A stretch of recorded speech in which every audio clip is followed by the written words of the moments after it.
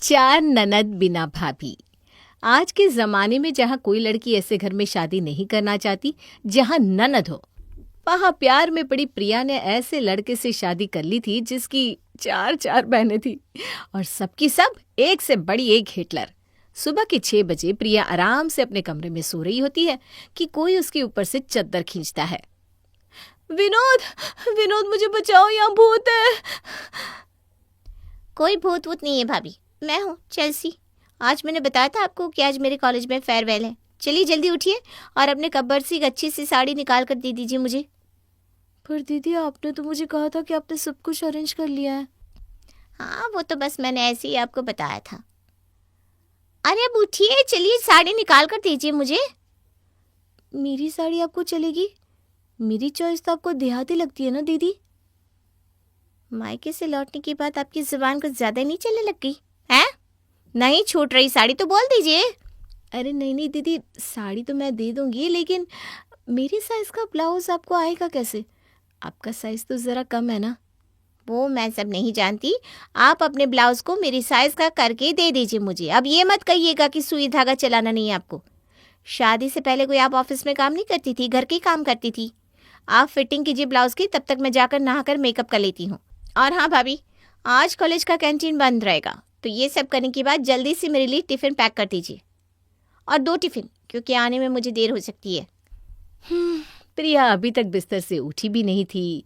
उसकी आंखें सही से खुली तक नहीं थी कि उस पर इतना काम सौंप दिया गया था। ये सब बोलकर जैसे ही चेल्सी कमरे से बाहर जाती है, प्रिया विनोद को हिलाते हुए कहती है, विनोद जरा मेरी हेल्प कर दो ना। सोने दो ना प्रिया, तुम ननद भाभी अपना लफड़ा खुद समझो, मुझे मत फंसाओ इस चीज में। ये कहकर अपने चेहरे पर तकिया रखकर विनोद करवट बदल लेता है। प्रिया फौरन नहा धोकर चेल्सी के ब्लाउज की फिटिंग में लग जाती है और उसके बाद उसके लिए टिफिन भी बनाती है। चलो थैंक गॉड, ये काम तो खत्म हुआ। पर ऐसा प्रिया को लग रहा था कि उसका काम खत्म हो गया है। पसीने से लथपथ प्रिया हॉल में फैन ऑन करके बैठती है कि अपने जिम सूट में नेहा अपने कमरे से बाहर आती है। इसीलिए तो आपकी बॉडी में इतना एक्स्ट्रा फैट है भाभी कि उठते ही पंखे के नीचे बैठ जाना है। अरे बाबा, जरा हाथ पैर हिलाकर काम कर लो। ये देखो कैसे आपकी बाइसेप्स में बैड फैट जमा हुआ है। This is not good for health. शादी के बाद औरतें इस तरह से हाथनी बन जाती है और फिर कहती है मेरा पति किसी और को देखता है। अरे भाई देखेगा ही ना, अब मुझे देख लीजिए। क्या जरूरत है मुझे फिटनेस पर इतना फोकस करने की? बात खुद के लिए भी तो कुछ किया जाता है ना। सुबह उठकर 2 घंटे खट दिया और ऊपर से जिम का लेक्चर दे रही है। मेरे जितना काम किया होता ना तो शरीर में जो जान है वो भी कब की खत्म हो जाती। ये क्या खुद में फुसफुसा रही हैं आप? हाँ, ये लीजिए, ये मेरे प्री वर्कआउट डाइट की लिस्ट है, इसे प्रिपेयर कर देना। ज़्यादा कुछ नहीं करना है। 8-10 वैरायटी के फ्रूट्स काट लीजिए और कुछ soaked dry fruits, cucumber, carrot, tomato सबको ग्राइंड करके मेरे लिए एक ड्रिंक बना दीजिए। रिटर्न आते वक्त मुझे भूख लग जाएगी तो साथ में कुछ हेल्दी भी पैक कर दीजिएगा to keep me full, okay? Gym जाते ही आप लोगों को स्ट्रेचिंग करनी पड़ती होगी ना दीदी, तो वो स्ट्रेचिंग आप घर पर क्यों नहीं कर लेती? ये सब जो आप मुझसे करने को कह रही हैं ना, अगर यही आपने किया होता तो आपकी तो स्ट्रेचिंग भी हो जाती। यही तो फ़र्क होता है घर के काम में और जिम में किए हुए वर्कआउट में। पर आपको ये कहाँ से समझ में आएगा भाभी, देहाती गवार वाली सोच जो है आपकी। इस घर को वही देहाती गवार चला रही है बेटा। जब मुंह खोलती है ना तो जरा सोच के बोला कर। पेट को अंदर करना सिखाता है जिम में, ज़बान को नहीं। तो ये थी प्रिया की 2 हिटलर ननदें। प्रिया नेहा के जिम की तैयारी करके नाश्ता तैयार करती है और भगवान को भोग लगाती है। प्रिया जल्दी खाना लगाओ, 10 बज गए हैं, मुझे निकलना है। ये गरिमा अभी तक उठी नहीं है, किसी काम की नहीं है ये। जा बहू उसे उठा दे। और अपनी तीसरी ननद को उठाने के लिए प्रिया उसके कमरे में जाती है। प्रिया जैसे ही गरिमा के कमरे के दरवाजे के बाहर पहुंचती है, कमरे के अंदर से खर्राटों की ऐसी जोर की आवाजें आती है मानो अंदर हाथी सो रहा हो। आधा घंटा तो दीदी को उठाने में ही लग जाएगा। काफी मेहनत मशक्कत करने के बाद प्रिया गरिमा को उठाती है। भाभी जरा हाथ देना तो मैं बिस्तर से नीचे उतरूं। वैसे ये स्मेल किस चीज़ की है? क्या बनाया भाभी नाश्ते में आपने? आलू की टिक्कियाँ तो नहीं बनाई ना? मेरे लिए यहीं ब्रेकफास्ट ला दो, मैं बिस्तर पर ही खा लूँगी। और हाँ, आते वक्त ना एक कॉफ़ी भी ले आना। पर डॉक्टर ने आपको वज़न कम करने के लिए बोला है ना दीदी। मुझे क्या करना है क्या नहीं ये आप मुझे नहीं बताएंगे। एक तो पहले ही मेरी नींद खराब कर दी। कभी 10 बजे उठती हूँ क्या मैं? 12 बजे की टाइमिंग है मेरी। हाँ, अगर अगली बार से आप मुझे जल्दी उठाएंगे ना तो मुझसे बुरा कोई नहीं होगा। और इस तरह प्रिया की तीनों ननदें उसे पूरा दिन किसी न किसी काम पर लगा कर रखती। अब आप सोच रहे होंगे कि जिक्र तो 4 ननदों का हुआ था, तो चौथी ननद कहाँ है? वो घर पर रहती कहाँ थी? रात के 9 बजे नशे की हालत में हिलती डुलती शिखा अपने घर पहुंचती है। काश मैंने शिखा को कुछ सिखाया होता। मेरी परवरिश ऐसी कैसे निकल गई बहू। अब खुद को कोसना बंद कीजिए मम्मी जी, मैं दीदी को कमरे में लेकर जाती हूँ। अबे हट पीछे। आई बड़ी, तेरे बदन से बदबू आती है मुझे, शराफत की बदबू। दीदी कम से कम दरवाजे पर तमाशा मत कीजिए, सभी मोहल्ले वाले देख रहे हैं। लीजिए पानी पीजिए। शिखा पानी का एक घूंट अपने मुंह में भरती है और अपनी भाभी के मुंह पर ही थूक देती है। पर आज इस बेइज्जती के बाद प्रिया चुप नहीं रहती। मुझे समझ में नहीं आता कि आप चारों ऐसा ड्रामा क्यों कर रही है ताकि मैं इस घर को छोड़कर चली जाऊं। तुम्हें तो फर्क पड़ता ही नहीं विनोद, तुम तो करवट बदल कर सो जाते हो। पर मैं इन डायनों के साथ अब और नहीं रह सकती, मैं इस घर को छोड़कर जा रही हूं। और कमरे में जाकर अपना बैग लेकर प्रिया अपने ससुराल को छोड़कर चली जाती है। प्रिया के जाते ही उसकी चारों ननदें सोफे पर पैर चढ़ाकर बैठ जाती हैं। फाइनली वही हुआ जो हम चाहते थे। इस घर में किसी और की कभी नहीं चलने वाली मम्मी। अब मुझे कोई नहीं रोकने वाला। तेरी भाभी थी जो पिछले 4 सालों से बिना कुछ कहे खाना बना रही थी। मैं अब रसोई नहीं संभालने वाली। तुम लोगों के नखरे तुम ही उठाओ, ना मैं पैसे दूंगी और ना मैं खाना बनाऊंगी। आखिरकार हम तुम्हारी बेटी हैं मम्मी, हम पर तुम्हें तरस आ ही जाएगा। वी नो यू मम्मा। तो कुछ ऐसी थी विनोद की चारों बहनें जो अपनी माँ की शराफत के साथ साथ अपनी भाभी की शराफत का भी फायदा उठा रही थी। और इन सबसे परेशान होकर प्रिया अपना ससुराल छोड़ देती है। प्रिया के जाते ही उसकी चारों ननद और ज़्यादा हुड़दंग मचाना शुरू कर देती है और पूरे घर पर अपना कब्जा कर लेती है। बस खाना पीना और पैसे उड़ाना। और इसी तरह 1 महीना बीत जाता है। ठीक 1 महीने बाद किसी लड़की का हाथ पकड़े विनोद घर के दरवाजे पहुंचता है। यह सब क्या है बेटा? तुमने गले में वरमाला क्यों पहनी है? और तुमने इस लड़की का हाथ क्यों पकड़ा हुआ है? इसने सिंदूर क्यों डाला हुआ है? तेरा अभी डाइवोर्स तक नहीं हुआ और कौन है ये लड़की जिसे उठाकर ले आया है तू? मेरी शादी के लिए मम्मी, ये है डेजी मेरी पत्नी। साक्षी, गरिमा, नेहा, चेल्सी, जल्दी से यहाँ आओ। देखो तुम्हारे भाई ने दूसरी शादी कर ली है। मैं तो पागल हो गई हूँ। क्या तो इन लड़कियों को समझाऊं क्या तुझे? ओह माय गॉड विनोद, ये तुम्हारी बूढ़ी माँ ऐसे क्यों चीख रही है? जरा धीरे बोलिए आंटी जी। विनोद, मेरा कमरा कौन सा है? बहुत गर्मी लग रही है यार। तुमने हॉल में एसी भी नहीं लगा रखा। उफ, हाउ लो क्लास। और तुम मोटी भैंस क्या देख रही हो? जाकर मेरे लिए कोल्ड ड्रिंक लेकर आओ। एक थप्पड़ मारूंगी ना शक्ल घूम जाएगी। मोटी भैंस किसको बोला? सॉरी, भैंस नहीं, जेसीबी। जरा उठ कर जाओ और मेरे लिए किचन से कोल्ड ड्रिंक लेकर आ। सोफे पर चिपके तेरे पिछवाड़े में बहुत चर्बी आ गई है। जरा चल फिर ले तो खुद ब खुद चर्बी छड़ जाएगी।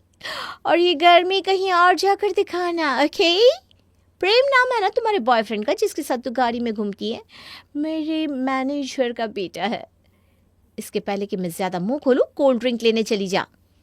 और घबराकर गरिमा भागते हुए किचन में जाती है और नई भाभी के आगे कोल्ड ड्रिंक का ग्लास रख देती है।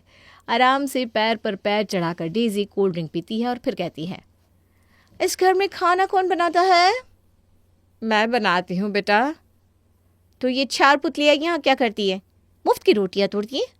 आय हाय यू मिस जिम ट्रेनर, अब से खाना तुम बनाओगी। मैं खाना बनाऊंगी? दिमाग तो सही है ना तुम्हारा? रोहन, जिम ट्रेनर का नंबर मेरे पास तो था। अब खाना ठीक है, वैसे मुझे आता नहीं है पर कोशिश कर लूँगी। चलो सही है, वैसे मुझे काफ़ी नींद आ रही है। मॉम जी मैं चली सोने के लिए। शिखा तुम ही हो ना नशे की शौकीन? मेरे बहुत काम आओगी तुम, क्योंकि मैं भी आधा वक्त तो क्लब में ही पड़ी रहती हूँ। चलो मेरे साथ कमरे में, साथ में गप्पे शप्पे मारते हैं। वैसे भी तुम्हारे अलावा यहाँ मुझे कोई समझ में नहीं आ रहा। सभी के बदन से ना शराफत की बदबू आ रही है। अरे वाह भैया, पहली बार तुमने कुछ अच्छा किया है। डेजी मुझसे बहुत ज़्यादा मैच हो रही है तुम्हारी वाइब। और डेजी शिखा के साथ कमरे में चली जाती है। आजकल मैं न जाने कब होश में रहती हूँ। हर वक्त तो नशे में ही पड़ी रहती हूँ, पर ऐसे ही कोई नशा नहीं करता। छोटी उम्र थी तब मेरे फादर गुजर गए। उसके बाद सारी रिस्पॉन्सिबिलिटी मुझ पर आ गई। हाँ, पता नहीं चला कब मुझे पीने की आदत लग गई। क्या बताऊँ यार, बाकियों का तो मुझे पता नहीं, पर मुझे ना MBA करना था। कोचिंग के लिए फ़ीस अरेंज नहीं कर पाई और फिर पूरा साल बर्बाद हो गया। न जाने क्या हुआ मुझे उस दिन के बाद, मैंने सब छोड़कर ना पीने को अपना लिया। तुम्हें MBA करना था तो अब कर लो। अरे 2 साल हो गए इस बात को, अब कैसे करूँगी कुछ पता नहीं। तुम ना ज़्यादा सोचती हो। ऐसी बात है तो ब्रो, तुम लोन समझकर मुझसे पैसे ले लो, मैं करवा दूंगी तुम्हारी कोचिंग। एडमिशन ले लो और फिर भी ना कर पाओ तो वापस से पीना शुरू कर लेना, किसने रोका है। और जैसे ही शिखा कोचिंग जाना शुरू करती है, वो वक्त पर उठने लगती है और वक्त पर सोने लगती है।